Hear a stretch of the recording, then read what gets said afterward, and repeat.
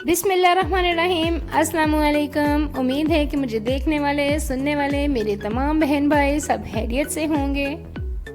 तो आज की वीडियो का आगाज़ मैं इसी दुआ के साथ करती हूँ कि अल्लाह ताला आपकी और मेरी तमाम नेक व जायज़ हाजात को पूरा करे और हमें कामयाबियाँ अता फरमाए। आमीन सुम आमीन। तो आज मैं हाजिर हूँ बहुत ही आसान और मज़े की और हर दिल अजीज़ रेसिपी के साथ। तो आज मैं बना रही हूँ चिकन पोटैटो नगेट्स। तो आप भी मेरे तरीके से चिकन पोटैटो नगेट्स बनाइए और इनको फ्रीज़ कीजिए और जब दिल करे ज़रूरत हो तो इनको फ्राई कीजिए और इस्तेमाल कीजिए। चलते हैं हम अपनी रेसिपी की तरफ। तो मैंने लिया है 1 पाव है चिकन, बोनलेस है। इसको मैंने छोटे छोटे पीसेस में काट लिया है और इसमें मैंने ऐड किया है छोटी सी प्याज है, उसको भी मैंने हाफ कटिंग कर ली है। और धनिया है सब्ज़, अगर आप डालना चाहें तो डाल सकते हैं, आप स्किप करना चाहें तो आप स्किप कर सकते हैं। इसके अलावा 1 अदद आलू है, लार्ज साइज़ था। तो इसको मैंने ना ज़्यादा बॉईल किया है और ना ही इसको बिल्कुल कच्चा रहने दिया है। बस 2 मिनट के लिए इसको बॉईल दिलाना है। वो इसलिए कि अगर आलू कच्चा होगा तो पानी छोड़ेगा और अगर आलू ज़्यादा बॉईल हो जाएगा तो चिपकू सा हो जाएगा। अब मैं इसमें ऐड कर रही हूँ ब्रेड क्रम्स।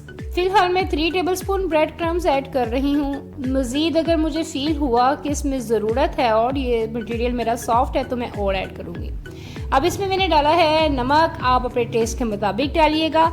सुरख मिर्च, अगर आप स्पाइसी खाते हैं तो सुरख मिर्च का इस्तेमाल कीजिएगा और अगर आप स्पाइसी नहीं खाते तो आप काली मिर्च भी इस्तेमाल कर सकते हैं। तमाम मसाले आप अपने टेस्ट के मुताबिक इसमें ऐड कर दीजिएगा। अब मैं इसे मिक्स करती हूँ। वैसे मिक्स करने की ज़रूरत नहीं, अब मैं इसको चॉप कर लूँगी। अगर आपके पास है चॉपर तो ठीक है, नहीं तो आप इसको ब्लेंडर के जग में भी कर सकते हैं और ब्लेंडर के जार में भी कर सकते हैं, लेकिन उसको थोड़ी थोड़ी देर बाद आपको उसमें चम्मच चलाना पड़ेगा। ये देखिए जी, मेरा मटेरियल बिल्कुल इस तरह से रेडी हो चुका है। वो बिल्कुल सॉफ्ट भी नहीं है और बहुत ज़्यादा थिक भी नहीं है ये। अब मैं इसको बाउल में निकालती हूँ।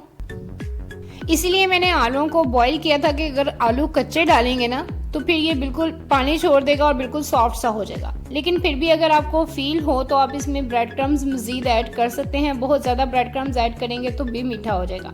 अब आप किसी भी स्लैब पर या किसी भी डिश में आप इस तरह से ऑयल लगाएं और इस पर मटेरियल रख कर ये जो हमने रेडी किया है इसको ऐसे थपथपा लें, क्योंकि अब हमने इसकी शेप देनी है। वैसे तो आप नगेट्स की कोई भी शेप दे सकते हैं, लेकिन मैं क्योंकि इनको स्क्वायर शेप दे रही हूँ तो इसलिए ये ज़रूरी है। अब मैं इसकी कटिंग करती हूँ और इसके एक्स्ट्रा पीसेस को एक्स्ट्रा साइड से निकाल दूँगी और इसको मैं स्क्वायर शेप दे लूँगी।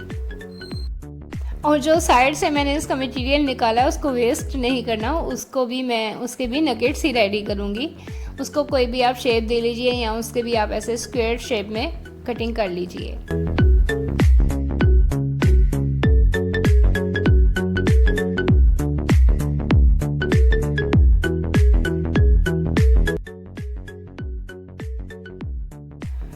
तो जी कटिंग हो चुकी है। अब इनको बहुत ही पोलाइटली आराम से आपने उठाना है और उठा के इनको डिश में एक प्लेट में रखते जाइए।